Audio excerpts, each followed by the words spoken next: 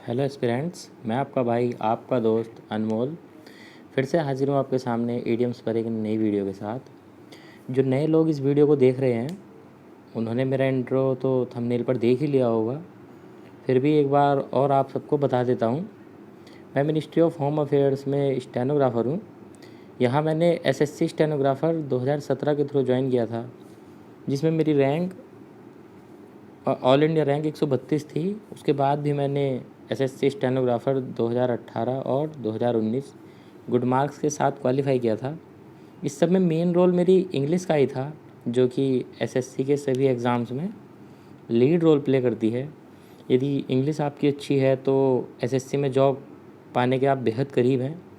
तो इसी को ध्यान में रखते हुए आपकी हेल्प करने के लिए मैंने यह चैनल बनाया है, जिसमें आप और मैं साथ मिलकर इंग्लिश की प्रैक्टिस करेंगे, जिससे आप 2023 में आने वाले सभी एसएससी के एग्ज़ाम्स में बेटर परफॉर्म कर सकेंगे।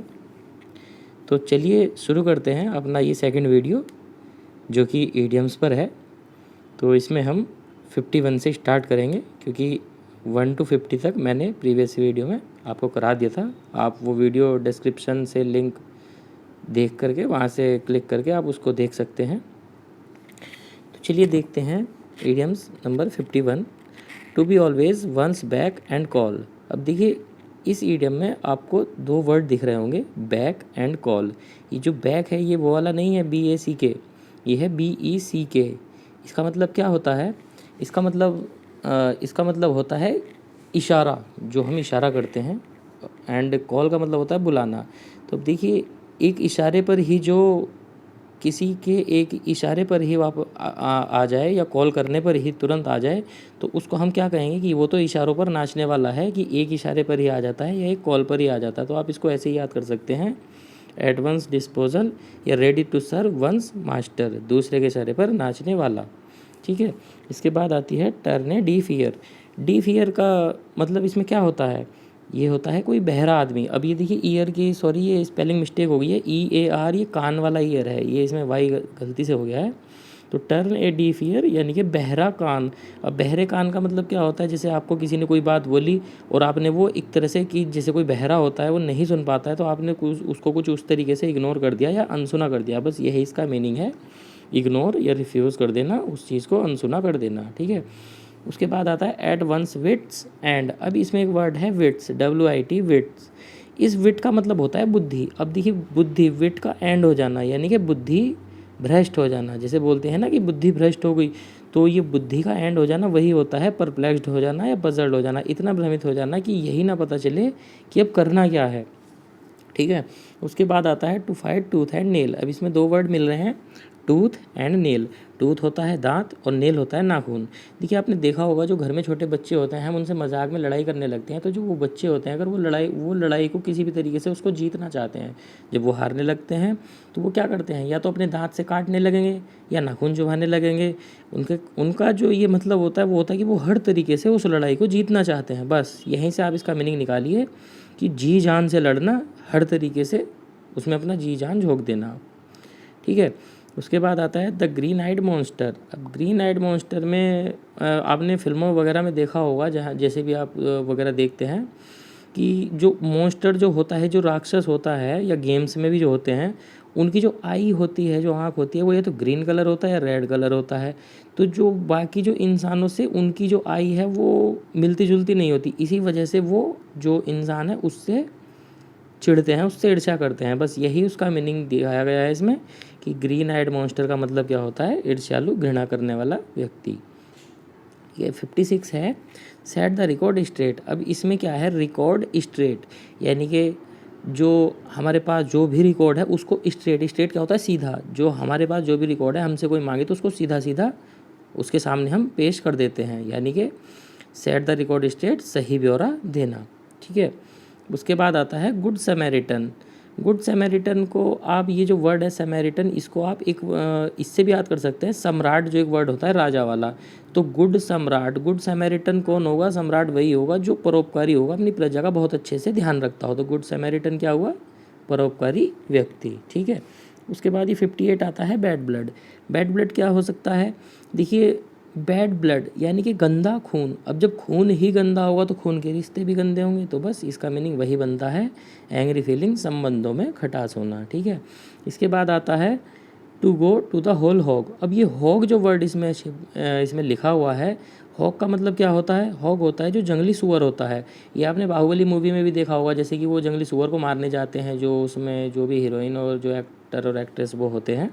तो बस आप इसको ऐसे ही देखिए कि अगर किसी जंगली जानवर का हम शिकार करने जा रहे हैं तो होल पूर्ण तरीके से जो हम वो शिकार करेंगे, तो वहीं से आप रिलेट कर सकते हैं इसके मीनिंग को कि टू डू इट कम्प्लीटली, किसी भी शिकार को या किसी कार्य को पूर्ण तरीके से करना। ठीक है, इसके बाद आता है लेआउट। अब लेआउट को हम थोड़ा सा अगर ट्रिकी बनाने की कोशिश करें तो अगर हम इन वर्ड को दोनों को इनका प्रोनाउंसिएशन हिंदी में देखें, ले आउट यानी कि कोई एक पिताजी हैं वो अपने बेटे से बोल रहे हैं कि मनी, पैसा ले और आउट हो जा, यानी कि बाहर जाओ और खर्च करके आओ।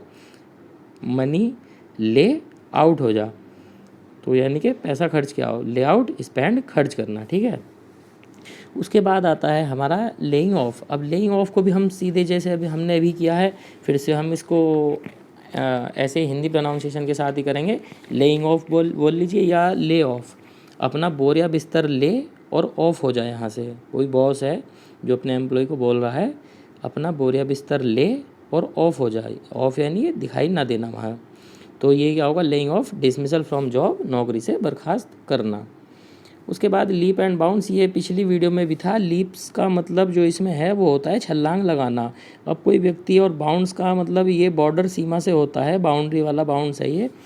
तो जब कोई व्यक्ति छलांग लगा कर कोई काम करेगा तो वो इसका मतलब ये है कि वो बहुत तेज़ी से उस काम को कर रहा है। तो दिन दूनी रात चौगुनी तरक्की वो कर रहा है, तरक्की कर रहा है या जो भी कुछ कर रहा है, बट बहुत तेज़ी से कर रहा है, एट ए रैपिड पेस। ठीक है, उसके बाद आता है स्पिलिंग द बीन्स। अब इसमें जो वर्ड है, एक तो बीन्स है, ये तो सब्जी वाली बीन्स होती है जो फली होती है वो, और स्पिल का मतलब होता है कुछ बाहर दिखाना, किसी चीज़ से बाहर छलकाना।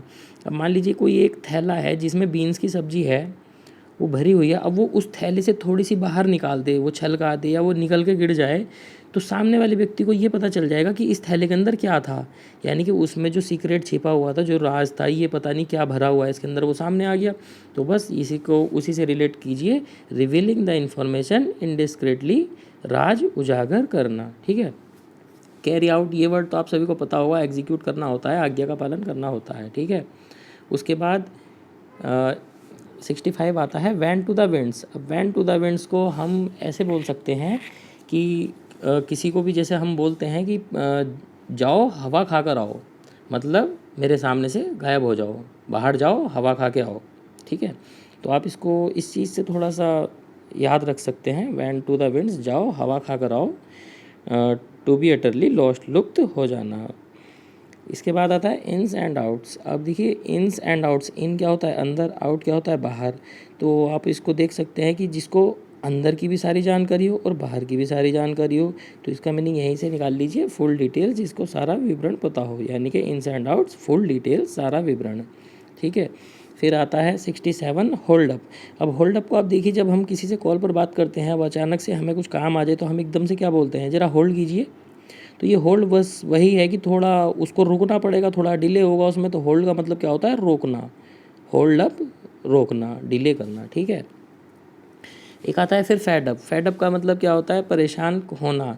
तो फेड अप का तो आप देख लीजिए, बस ये एनॉयड, परेशान होना। ठीक है, उसके बाद आता है इन द गुड बुक्स। अब इन द गुड बुक्स का क्या होगा कि जो अच्छी किताबें, अब जो अच्छी किताबों में घुसा हुआ है, जो व्यक्ति अच्छी किताबें पढ़ता है उसको क्या होगा, उसमें जो किताब में जो ज्ञान छिपा है वो तो उसको मिलेगा ना, तो उसका फेवर उसको मिलेगा। तो बस यहीं से इसको रिलेट कर लीजिए, in the good books, in favour with, कृपा पात्र होना। ठीक है, उसके बाद हमारा आता है शार्प प्रैक्टिसेस। अब शार्प प्रैक्टिस में जो वर्ड शार्प है, शार्प सबसे ज़्यादा हम किस चीज़ के लिए यूज़ करते हैं, सबसे ज़्यादा हम चाकू के लिए यूज़ करते हैं शार्प। तो अब देखिए चाकू दिखा करके, अगर कोई चाकू दिखा करके ये प्रैक्टिस कर रहा है कि सामने वालों से उगाही कर रहा है, पैसे वैसे ले रहा है, लूट खसोट जो कर रहा है वो, तो वो क्या कर रहा है, अगर वो किसी सामने वाले व्यक्ति को लूट रहा है चाकू के दम पे, तो वो एक तरह से डिसऑनेस्ट मीन्स हो गए ना पैसा कमाने के, एक बेईमान तरीके से पैसा कमा रहा है वो। तो बस आप इसको उसी से रिलेट कर सकते हैं, शार्प प्रैक्टिसेस, डिसऑनेस्ट मीन्स बेईमान तरीके। ठीक है, उसके बाद ये आता है हमारा इन हाई स्पिरिट्स। अब इसमें जो वर्ड है स्पिरिट, इसका मतलब क्या होता है? इसका मतलब होता है आत्मा। अब इन हाई स्पिरिट्स यानी कि हमारी जो आत्मा है, हाई स्पिरिट, आत्मा हमारी बहुत ज़्यादा उत्साह में है। तो बस आप इसको उसी से रिलेट कीजिए, full of hope and enthusiasm, आशा और उत्साह से भरा हुआ। अब नेक्स्ट हमारी है 72 वाली जो है ये शेक इन शूज़। अब शेक का मतलब क्या होता है? शेक का मतलब होता है ट्रेम्बल, यानी कि कांपना या हिलना। तो जब आप जूते के अंदर अगर हमारे पैर कांप रहे हैं तो वो किस वजह से कांप रहे होंगे? शायद हो सकता है डर से कांप रहे हो।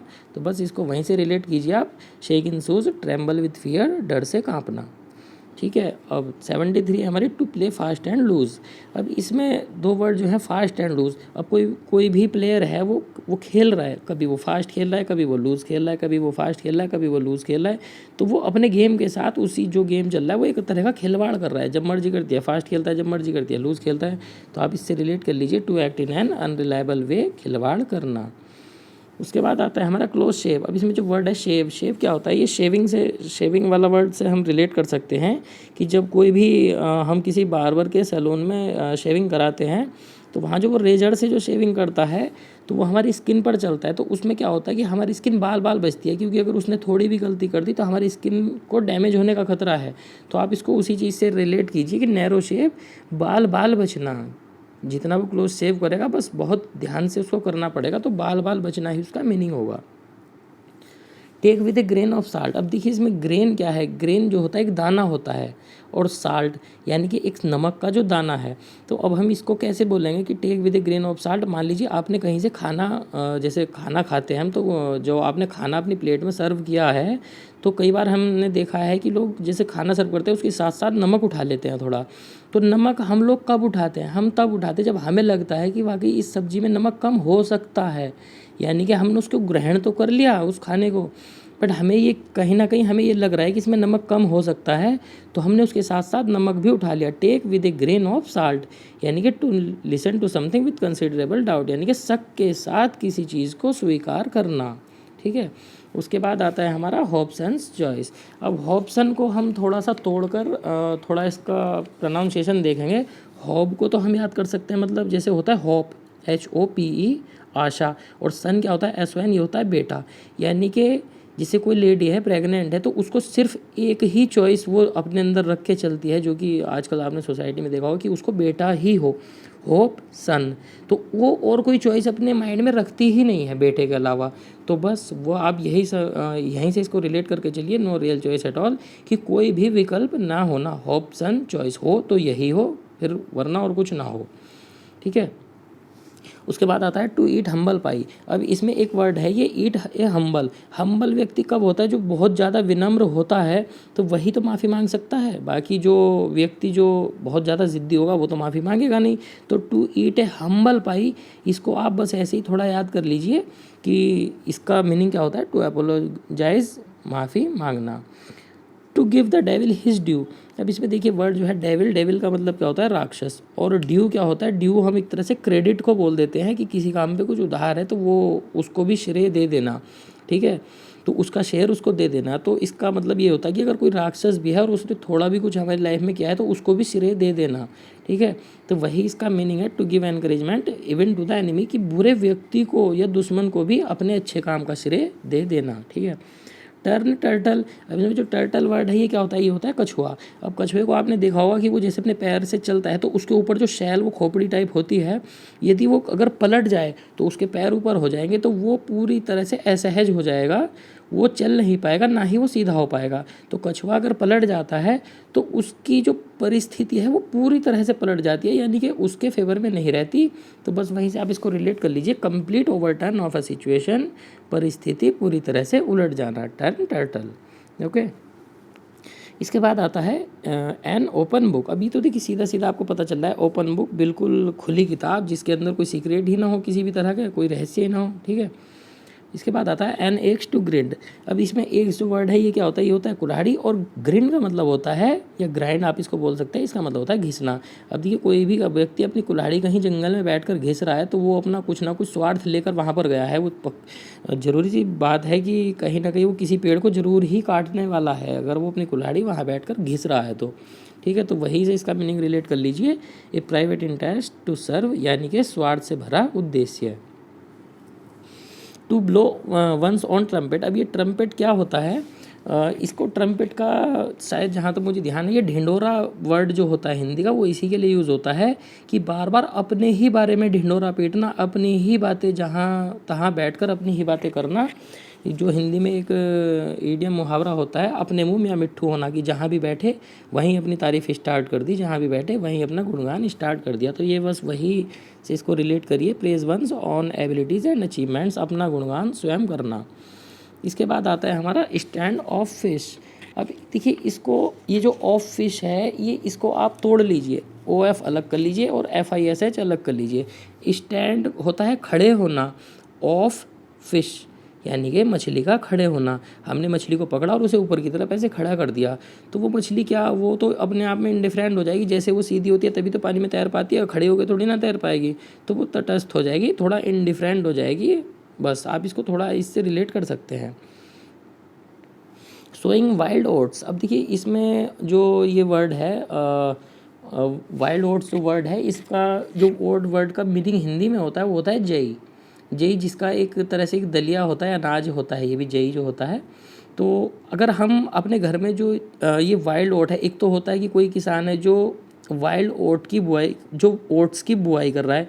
एक बंदा है वो कुछ अलग ही चल रहा है, वो वाइल्ड ओट्स की बुआई कर रहा है, यानी जंगल से कुछ नया लेकर के आया है। यानी कि जवानी में उल्टे काम तो उसको करने ही है कि आप तो ओट्स की बुआई करोगे, नहीं मैं तो वाइल्ड ओट्स की ही करूँगा, मैं तो जंगल से ला के करूँगा।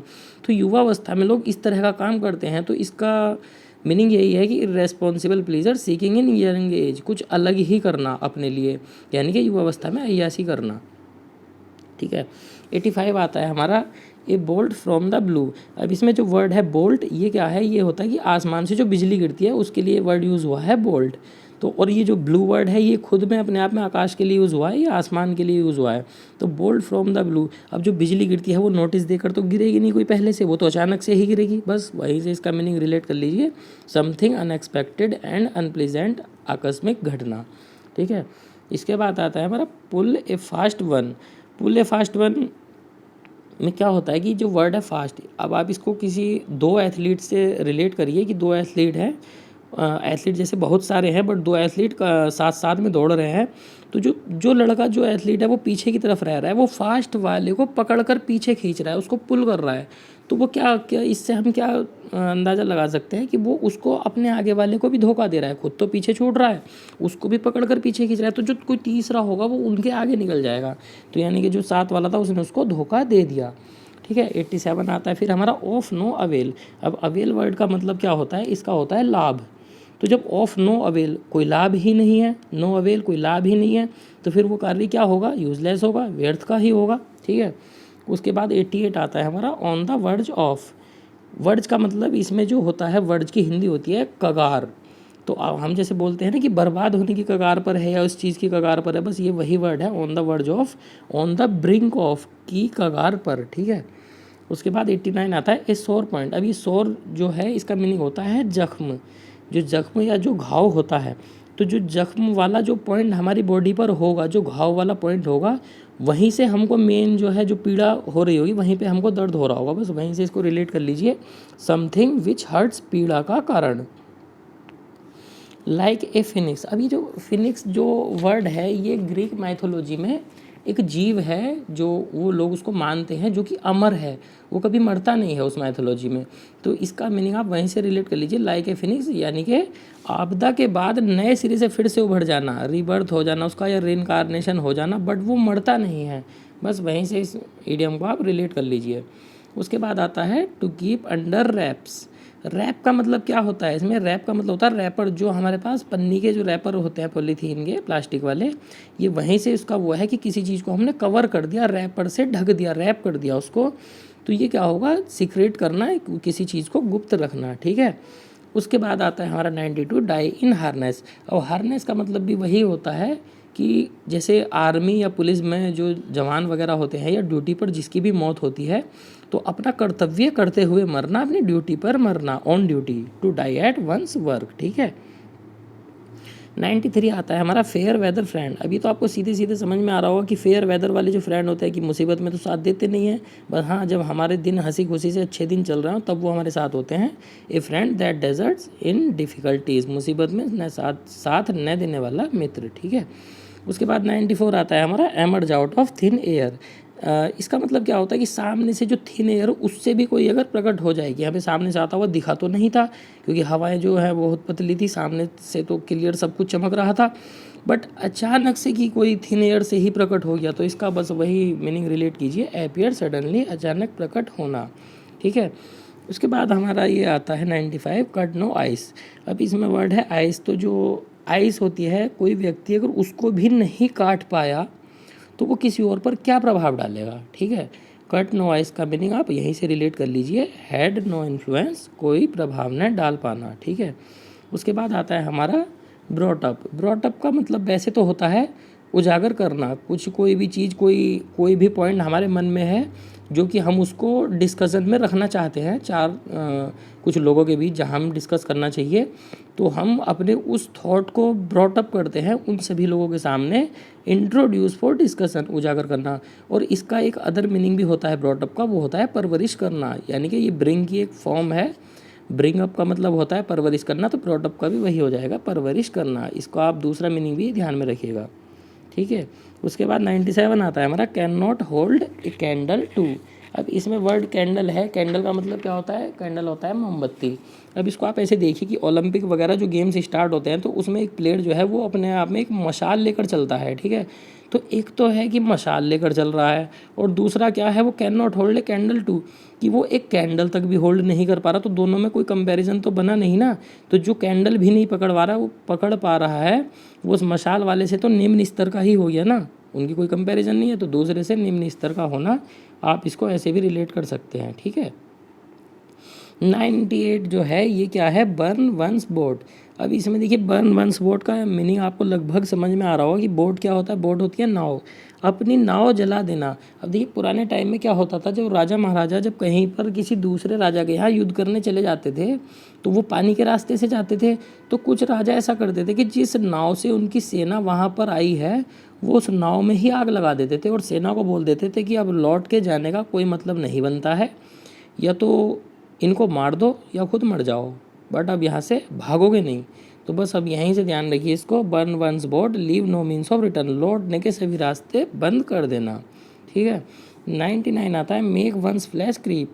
अब ये फ्लैश तो देखिए होता है मांस, और क्रीप क्या होता है, क्रीप का मतलब होता है रेंगना। तो इसको आप ऐसे याद करिए कि किसी के मांस को हमने इतना ठंडा कर दिया है, डरा धमका के, कि कहाँ तो वो दौड़ रहा था अब वो धीरे धीरे रेंग रहा है डर की वजह से, तो हमने उसको इतना हॉरिफाई कर दिया है, इतना डरा दिया है कि अब वो जो है, जो एथलीट है वो धीरे धीरे क्रीपिंग कर रहा है, क्रीप कर रहा है, बस रेंग रहा है, ठीक है।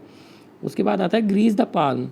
पाम क्या होता है, ये हथेली के लिए, हाथ की जो होती है उसके लिए वर्ड यूज़ होता है पाम। और ग्रीस क्या होता है, हमारे पास एक ल्यूब्रिकेंट होता है जो मशीन के पार्ट्स को चिकनाई उन पर लगाने के लिए वो उन पर लगाया जाता है। तो ग्रीस द पाल्म, अब वो अपने आप में गंदा सब्सटेंस होता है कि उससे हाथ हमारे गंदे हो जाते हैं, तो आप इसको उससे रिलेट कीजिए, अगर आपके हाथ पे कोई लगा रहा है तो वो गंदा हो जाएगा। तो ये कहीं ना कहीं मुझे ऐसा लगता है कि ये रिश्वत देना भी हाथ को गंदा करना ही हो गया, क्योंकि हाथ से रिश्वत लेना वो भी गंदा है और ग्रीस से भी गंदा ही होता है। तो आप इसको उससे रिलेट कीजिए कि रिश्वत देना हाथ पे ग्रीस लगाने से कम नहीं है, हाथ को गंदा करने से कम नहीं है, ठीक है। ये आपके लिए कुछ लाइन लिखी हुई है, आप इसको देख लीजिए कि इतिहास लिखने के लिए कलम नहीं हौसलों की ज़रूरत होती है। आप जिस एग्ज़ाम में बैठ रहे हैं कलम तो चाहिए उसमें, बट कलम तो उस एग्ज़ाम में चाहिए, बट आप जो इतिहास लिखोगे वो इतिहास आपका उस कलम से ज़्यादा आपके हौसले से लिखा जाएगा, जो हिम्मत आपने उस एग्ज़ाम में दिखाई है, जो मेहनत आपने की है, ठीक है।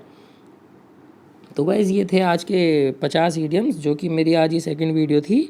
इसके बाद भी जो आगे के ईडियम्स है ये सारे मैं जो आपको करा रहा हूँ ये सब एसएससी में प्रीवियस ईयर में आए हुए हैं, वहीं से मैंने ये पीडीएफ क्रिएट की है, बनाई है अपनी पीडीएफ। तो मैं एक एक करके ऐसे ही 50-50 ईडियम की ये वीडियो लाता रहूँगा और आपको कम से कम मैं 1000 से ज़्यादा ईडियम ऐसे तैयार करा दूँगा कि जो नेक्स्ट एग्ज़ाम में जो ईडियम आएगी वो उनमें से आप ये मान लीजिए कि यदि 5 ईडियम्स अगर आपके एग्ज़ाम में आती है तो 5 में से 3 आपको इसमें से मिल ही जाएगी, और जो 2 ईडियम्स बची हुई होंगी तो ये ईडियम्स करते करते आपको इतना थोड़ा सा एक्सपीरियंस हो जाएगा कि जो बची हुई 2 ईडियम्स है वो भी आप ऑप्शन से उसको कर पाओगे। ठीक है गाइज़, इतना आप करते हैं। बाकी जो नेक्स्ट ईडियम्स हैं वो मैं कल की आपकी जो नेक्स्ट वीडियो होगी उसमें लेकर आऊँगा और फिर हम साथ में उसको मैं आपके सामने डिस्कस करूँगा। इसमें आपको जो कुछ भी थोड़ा फीडबैक लगता है कि मुझे इसके अलावा और कुछ भी इसमें ऐड करना चाहिए जिससे आपको और अच्छे से समझ आए, तो वो आप मुझे कमेंट सेक्शन में बता सकते हैं कि आप इतना ऐड कर लीजिए। ठीक है गाइज़, ओके, बाय बाय।